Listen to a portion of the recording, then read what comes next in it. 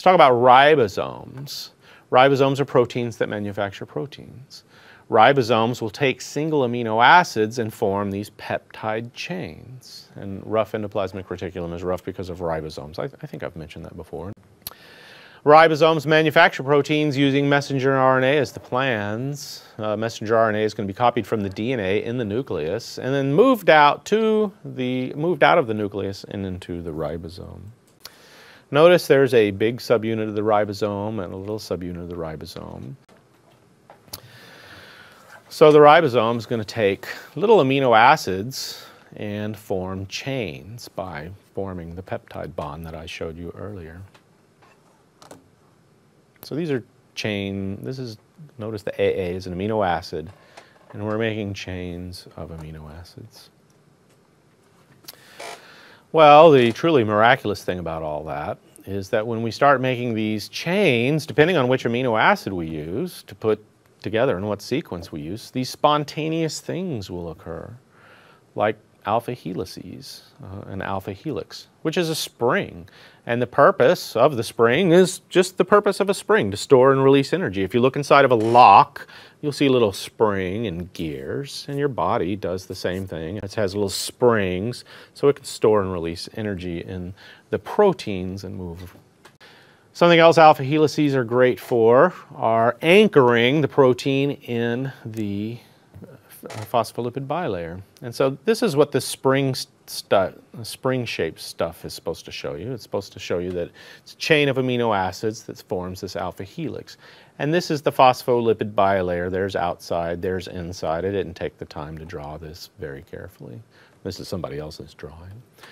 But in this alpha helix, the R groups of fat-soluble R groups will point into the membrane to anchor it into place. So that's what alpha helices are great for. But you can just remember alpha helices are like springs, mechanical springs. Like here. Here's hemoglobin. And when we look at the hemoglobin molecule, we see these springs, and they're chains of amino acids that form alpha helices. And you'll notice that hemoglobin has an oxy form, an oxygenated form, and then the deoxygenated form, which carries carbon dioxide. And to change from being able to carry the oxygen into a form that carries the carbon dioxide requires the protein to actually move or change its shape a little bit. And how does it sit and store and change its shape? Well, storing energy in these little springs, which we call alpha helices. And how do we form alpha helices? We just take certain proteins, certain amino acids, and put them together in a certain order, and they'll just spontaneously form these springs by hydrogen bonds being formed with other amino acids. And you can Google alpha helix, and they'll tell you all about it.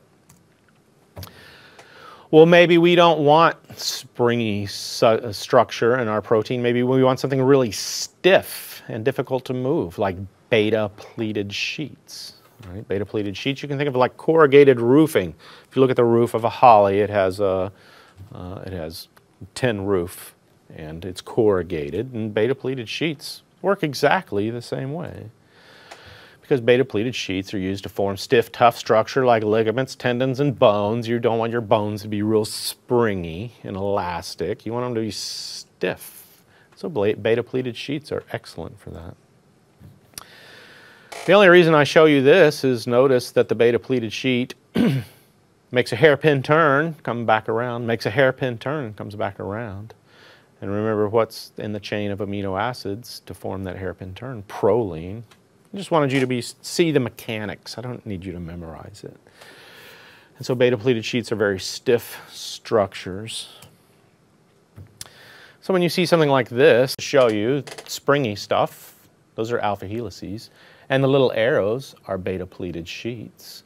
And so this would be like the skeletal structure of the protein, and these would be like the springy parts of the protein. And if you take a lock apart, you'll notice there's a stiff frame and then all this springy moving stuff on the inside. And that's what we see here. We see the beta-pleated sheets forming this stiff frame for the springy stuff, and then I think the reactive group is right there.